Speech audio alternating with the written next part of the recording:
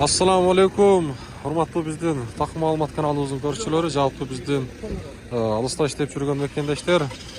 Адаттагыдай мен сиздерге бүгүн дагы Ноокат шаарында валюта курс бааларын тааныштырамын. Баарыңыздар колдоп, бекер болгон лайкты басып коюңуздар. Мен сиздерге курстарды тааныштырууну баштайын.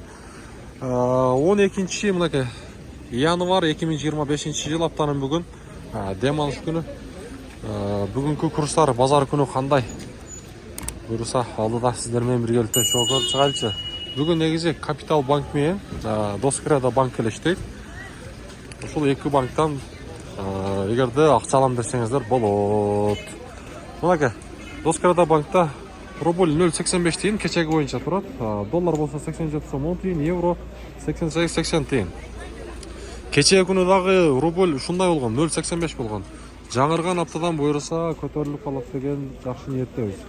Акчаламаштар сиздер, валютчиктер, доллар 87 сом 10 тиын, евро бул жакта жок билесиздер. Рубль болсо 0,845 тиын. Казак теңге болсо 0,16 тиын болуп турган экен. Буюрса жакшы жаңылыктар болсо сиздерге жеткирип турабыз. Жогоруда айткандай туугандар, мен ар дайым айтам, лайктан басыңыздар, колдоп, тарс бекер.